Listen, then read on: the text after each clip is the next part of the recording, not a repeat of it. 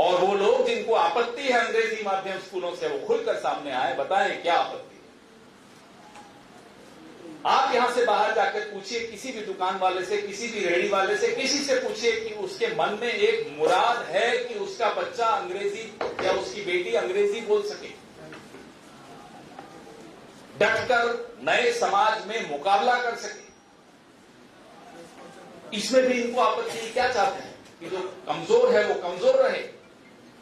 और ऐसा नहीं है कि अंग्रेजी पढ़ाएंगे तो राजस्थानी नहीं पढ़ाएंगे, हिंदी नहीं पढ़ाएंगे, तीनों भाषाएं पढ़ेंगे और मजबूत बनेंगे और सशक्त बनेंगे। तो ये सबसे महत्वपूर्ण गारंटी मेरी नजरों में, जो समाज ने एक जिसको साइलेंट रेवोल्यूशन कहते हैं, चुपचाप से क्रांति आ गई, ये वो गारंटी। बाहर के नारे अब थोड़े कम हो गए क्योंकि कैमरा सारे अंदर आ गए। इसलिए हम बार बार आपसे आकर गारंटियों की बात करते हैं, इसलिए हम इनका असली चेहरा आपके सामने लाकर एक्सपोज करते हैं कि ये बोल रहे हैं अंग्रेजी माध्यम स्कूलों के खिलाफ, ये दरअसल राजस्थान की अगली पीढ़ी के खिलाफ। अपने बच्चों को कहीं भेज देंगे पढ़ने, हमारे आपके बच्चों को अंग्रेजी माध्यम में नहीं पढ़ने। क्यों? आज इस प्रेस वार्ता के जरिए मैं भारतीय जनता पार्टी के उन दोगले नेताओं से ये सवाल पूछना चाहता हूं, आप अपने बच्चों को विदेश से वापस कब बुला रहे हैं कि नहीं पढ़ने देंगे, अब वो भी यहीं पढ़ेंगे? और अगर नहीं बुला रहे, माफी मांगे राजस्थान के लोगों से, राजस्थान के बच्चों से, बच्चियों से कि वो उनको अंग्रेजी माध्यम में नहीं पढ़ने देना चाहते। आखिर क्यों? इसका जवाब दें, नहीं तो वोटर जवाब देने को तैयार बैठा है। इसलिए वोट गारंटी पर, वोट इस क्रांति पर जो गहलोत सरकार यहां लाई है उसी पर पड़ेगा। आपके सवाल एक एक करके पूछें तो अच्छा लगेगा। 2003 में जब वसुंधरा सरकार आई थी तो कुछ चुनिंदा मॉडल इंग्लिश मीडियम स्कूल लेके आई थी, जिसे गहलोत सरकार ने 2008 में आते ही बंद करवा दिए। उस समय ये क्रांति चली गई थी या अभी? क्योंकि उन स्कूलों में जो त्रुटियां थी उन्हें दूर करके अब जिस तरीके से वो स्कूल खोले गए, त्रुटियां दूर करना हर सरकार का एक काम होता है। तो जो कमियां हैं उन कमियों को दूर करके अब जिस तरह से अंग्रेजी मीडियम स्कूल्स ना केवल खुले हैं, उनको जो रिस्पांस मिला है यहाँ के लोगों को, उससे आपको मालूम पड़ता है कि एक दो मॉडल स्कूल खोलने से अच्छा जिस तरह से इन्होंने पूरे राज्य में खोल दिए। सर दूसरा नेक्स्ट ये माइक नहीं चल रहा भैया, माइक नहीं चल रहा। पवन जी, मेरा सवाल ये है कि आप जो बता रहे तो अशोक गहलोत जी स्वयं ही शिक्षक दिवस पे अपनी ही शिक्षा विभाग के मंत्री विभाग को बरौली क्या आप लोग के ट्रांसफर करने के पैसे दिए जाते हैं, तो खुद अपने ही विभाग के अपने ही मंत्री पे अशोक गहलोत जी आरोप लगाते हैं। देखिए, कोई भी सरकार का मुखिया अगर अपनी ही सरकार में खुलकर पारदर्शिता की बात करता है तो उसमें आपको आपत्ति क्यों होनी चाहिए, मुझे ये बताओ। मोदी जी में तो हिम्मत नहीं है, कभी वो टेनी जी को तो अभी तक नहीं हटा पाए। देखिए, पारदर्शिता लाना, हमारे जहां से हम आए हैं अभी केंद्र सरकार वहां बैठी है, अभी महीना डेढ़ महीना पहले सीएजी की रिपोर्ट्स आई, पारदर्शिता की बात करते हैं हम लोग। सीएजी की रिपोर्ट्स आने के बाद हमें और आपको क्या उम्मीद होती है कि कार्रवाई की जाएगी। कार्रवाई की गई, किस पर की? जिन्होंने वो रिपोर्ट लिखी। ये अंतर है। तो आप अगर गहलोत साहब ने ऐसा कहा या सवाल उठाया तो मुझे लगता है कि ये बहुत अच्छी बात है कि ऐसा सवाल उठाया। पारदर्शिता लाना हर सरकार के मुखिया का राजधर्म होता है। माइक नहीं चल रहा भैया आपका। अभी आ रहा हूँ। मैंने देखा नहीं, देखकर उस पर वो भी बताएंगे, हम भी बताएंगे, फिर देख तो नहीं एक बार। अभी आपने कहा कि बीजेपी नेता अपने बच्चों को विदेश में पढ़ते हैं, आपके कांग्रेस पार्टी के राहुल गांधी, सचिन पायलट ऐसे तमाम बिल्कुल, लेकिन फिर हम यहाँ अंग्रेजी माध्यम स्कूल लाते हैं। हम ये ढोंग नहीं करते साहब, नहीं, हम ये नहीं कह रहे। हम कह रहे हैं जिनको आपत्ति है कि यहाँ के लोगों के लिए अंग्रेजी माध्यम स्कूल न हो, उनको जाने का हक नहीं है। ये बहुत स्पष्ट है बात। मैंने अभी जैसा कहा कि मैंने वो देखा नहीं, उसके तथ्य नहीं मालूम, तो जब तक तथ्य मुझे नहीं मालूम होंगे उस पर मैं टिप्पणी नहीं करूँगा। सर, मैं ये पूछना चाहता है कि पार्टी में सिर्फ टिकट मिलना है सबसे बड़ी बात होती है क्या? क्योंकि बीजेपी से गवर्नमेंट छोड़ के पार्टी छोड़ के आता है, कांग्रेस में आता है, टिकट मिल जाता है। इधर से भी कुछ लोग उधर टिकट नहीं मिला तो उधर चले जाता है, टिकट मिल जाता है। इसमें आइडियोलॉजी कुछ नहीं है, कांग्रेस बीजेपी में आइडियोलॉजी कोई डिफरेंस नहीं है क्या? अब किस सीट के बारे में और किस टिकट के बारे में और किस व्यक्ति के बारे में पूछ रहे हैं मुझे नहीं मालूम, लेकिन लोकतंत्र में चुनावों में एक लक्ष्मण रेखा तो हर पार्टी रखती है, हम भी रखते हैं। हमारी लक्ष्मण रेखा आप जानते हैं क्या है, लेकिन कई बार ये होता है कि कुछ लोग भूल सुधारना चाहते हैं, कुछ लोग मन उनका भर चुका होता है किसी विचारधारा से या किसी पार्टी से, वो आना चाहते हैं। ये होता है चुनावों में, कमोबेश हर पार्टी में ये होता है। आप तो मिले थे अभी। भूलो, माफ करो और आगे बढ़ो, उसी के तहत जो कांग्रेस की 3 सूचियां थी वो जारी की गई। चौथी और 5वीं सूची आई तो भूलो, माफ करो, आगे बढ़ो की चीज थोड़ी पीछे हो गई, वो कई मौजूदा विधायकों के ट्वीट कर गए। आज वो आरोप लगा रहे हैं, गढ़ेलाल बेरवा भी है कि हमारे कट गए क्योंकि हम जितौनी के सर्वे में मान लेते, लेकिन जिन लोगों ने पार्टी के खिलाफ दगा की थी उनको टिकट नहीं मिलना चाहिए। क्या कहना है? मुझे 35 की काफी है क्या? हाँ, सूची आई थी उसमें 35 लोग टिकट काटे हैं क्या? दूसरे चरण के देखिए, मैं टिकटों पर ज्यादा बोलूंगा तो बिना ज्ञान के बोलने का लाभ नहीं।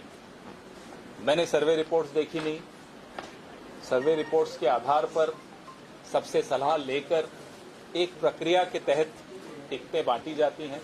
समय लगता है, जैसे हमें समय लग भी रहा है, लगना भी चाहिए, लेकिन वो समय सर्वेज को अच्छी तरह से उसका विश्लेषण करके, कोई एक सर्वे नहीं होता, अलग अलग स्तर पे सर्वे होते हैं, उनका विश्लेषण किया जाता है, अलग अलग नेताओं से सलाह ली जाती है, सलाह मशविरा के पश्चात टिकटों का वितरण होता है।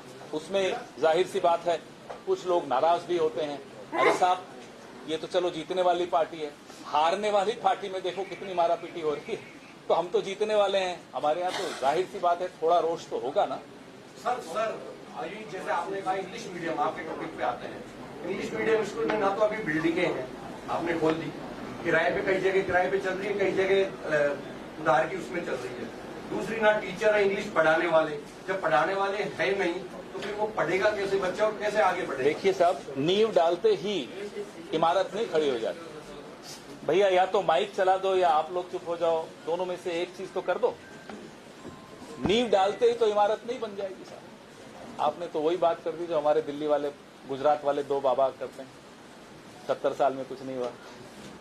तो नींव डालने के पश्चात इमारत बननी शुरू हो और मारामारी हो जाए कि साहब भर्ती करवाइए, सब लोग चाहते हैं कि हमारे बच्चे अंग्रेजी माध्यम स्कूल में जाएं। जो रिस्पांस इस गारंटी का आया है, इस स्कीम का आया है, वो देखकर आंखों में आंसू आ जाए कि लोगों के मन में ये है कि हमारे बच्चे अंग्रेजी पढ़ें।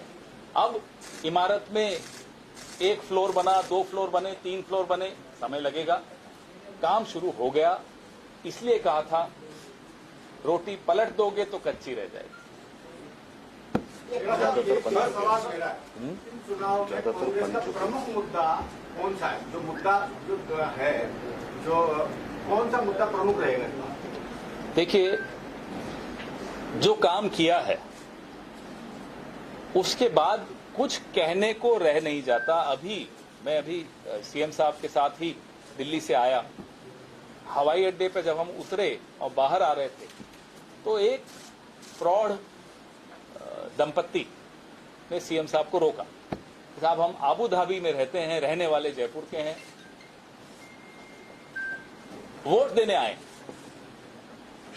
आपका काम इतना पसंद आया कि इस बार हमने सोचा हम आबू धाबी से वापस जयपुर आकर वोट दें अपना।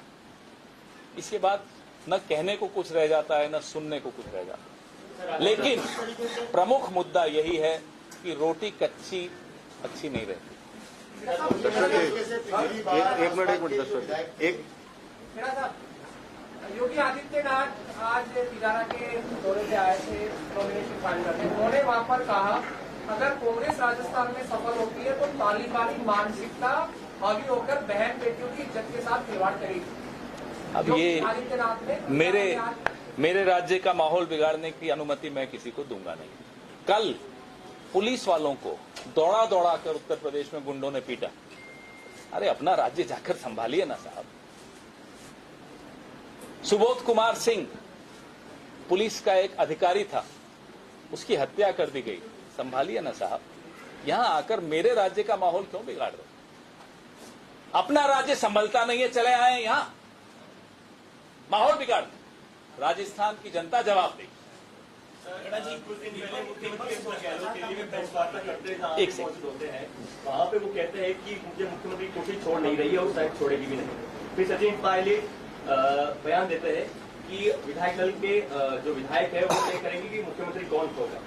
आप हर चीज को मुद्दा क्यों बनाते हैं?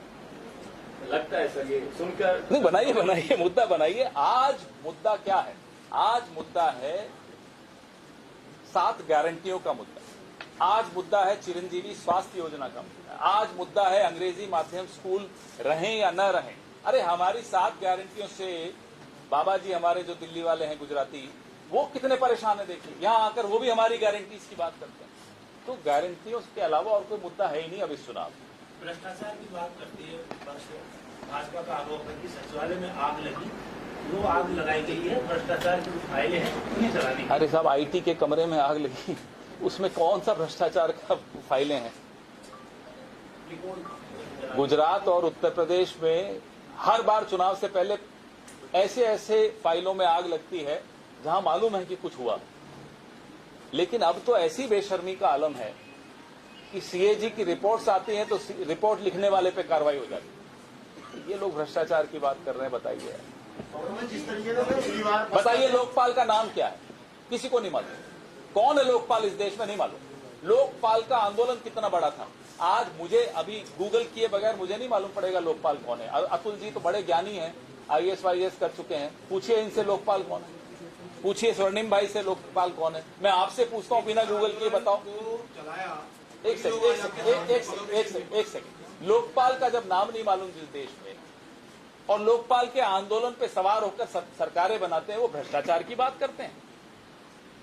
हाँ जी, आप पूछ रहे थे। मैं कह रहा हूँ आप जिस लोकपाल को आज आप आरोपित कर रहे हो, मैं लोकपाल पे तो कोई आरोप लगा ही नहीं रहा।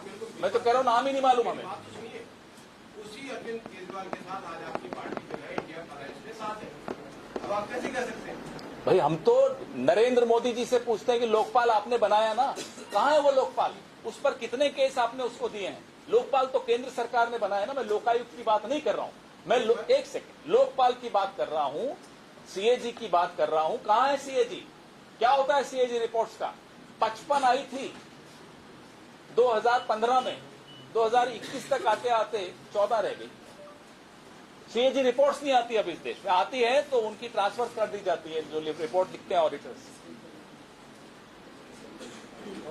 कैलाश चौधरी ने कहा था 2 दिन पहले कि गहलोत सरकार ने अपने विधायकों को, मंत्रियों को खुले सांड की तरह छोड़ रखा है, भ्रष्टाचार। किसने कहा था? केंद्रीय मंत्री कैलाश चौधरी ओपनिंग स्टेटमेंट दिया था कि भ्रष्टाचारी प्रधानमंत्री जब सत्ता में आए भ्रष्टाचारी वो प्रधानमंत्री, उसमें उन्होंने प्रधानमंत्री जी के लिए भी कुछ कहा था, उस पर भी पूछ लीजिए। करप्ट कहा था। तो जो आदमी अपने प्रधानमंत्री को भ्रष्ट कह दे, वैसे कैलाश मेघवाल जी ने भी कुछ कहा था। क्या हुआ उससे बताइए, उस पर भी सवाल पूछिए। ये कांग्रेस की रोटी पर खाने की आप बात कर रहे हैं या राजस्थान की विकास की बात कर रहा हूँ। वो विकास की रोटी है साहब, विकास की रोटी है। ये बातें यहाँ नहीं चलेंगी। राजस्थान में ऐसी कोई बात ही नहीं है। राजस्थान में विकास की रोटी है, कहीं कच्ची न रह जाए, बस ये बात है। मेरी कोई दावेदारी नहीं है विधानसभा में। पार्टी कार्यालय आए, विरोध कर रहे थे, आपने खुद कहा कि अब कैमरे आ गए, विरोध शांत हो गया।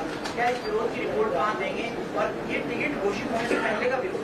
नहीं, मेरा काम नहीं है टिकटों में मैं हस्तक्षेप करूंगा नहीं। इसलिए मेरा ये काम नहीं है कि वहां रिपोर्ट दूं जाकर। जैसा मैंने कहा कि हारने वाली पार्टी में हालत देखिए, मारामारी हो रही है। कल राठौड़ साहब और वसुंधरा जी की कितना झगड़ा हुआ। तो ये तो जीतने वाली पार्टी है, थोड़ा बहुत तो यहाँ भी होने दीजिए। सर अभी ईडी चल रहा है और कांग्रेस विपक्ष कहता है कि कांग्रेस की सरकार ईडी से काफी डरती है। कांग्रेस ईडी से डरती है? हम तो चुनौती देते हैं, आ जाए ईडी। वो बिना बुलाए आते हैं, हम तो बुला रहे हैं, साहब आओ। हम तो कह रहे हैं यहीं ऑफिस खोल दो, क्यों बार बार खर्चा करते हो हवाई जहाज के टिकटों का, ये जैसे भी आते होंगे।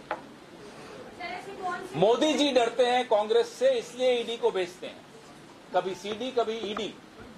पहले चुनावों में होता था कि साहब कोई चुनाव हो, प्रचार करने मोदी जी आ जाते थे, अब उनसे काम चल नहीं रहा तो अब ईडी जी आ जाते हैं।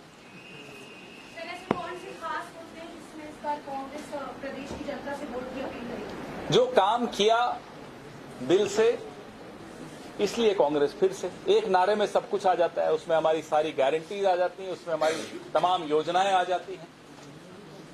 एक सवाल हो, इंडिया अलायंस में बहुत सारे दल हैं, कुछ आपके दोस्त भी हैं, वो एक मंच शेयर किया, सब कुछ हुआ, लेकिन राजस्थान में तो आमने सामने आम आदमी पार्टी से आपके सामने भाई सबका हक है, लड़े यहाँ। ये लोकसभा चुनाव 2024 के लोकसभा चुनाव के लिए गठबंधन हो रहा है या हुआ है। उसके पहले अगर विधानसभा चुनाव में कोई अपनी किस्मत आजमाना चाहता है तो आजमाए, उसमें क्या दिक्कत है?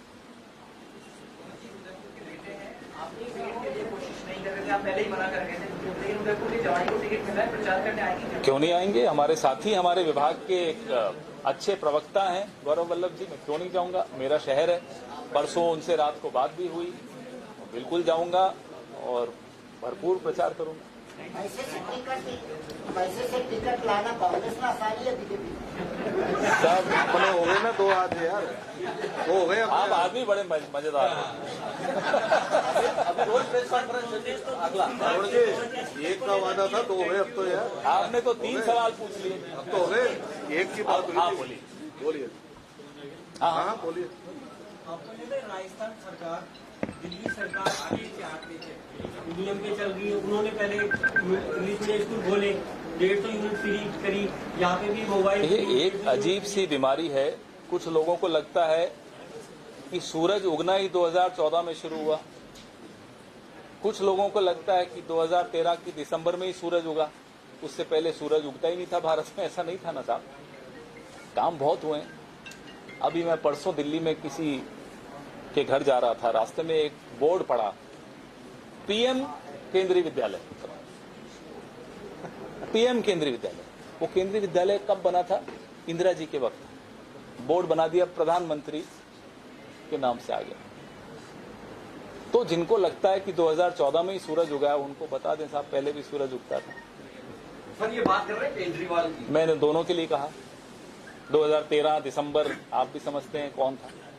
जी पिछली बार गहलोत सरकार में 6 विधायक बहुजन समाज पार्टी के शामिल हुए और इस बार भी तिजारा सीट से आपकी पार्टी ने इमरान खान को टिकट दिया है, बसपा नेता।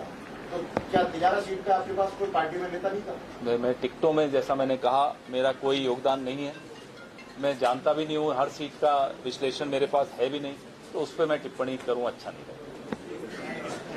अब आप चाय पियेंगे, फिर बाहर मत जाइए थोड़ी देर, नहीं तो फिर नारेबाजी शुरू।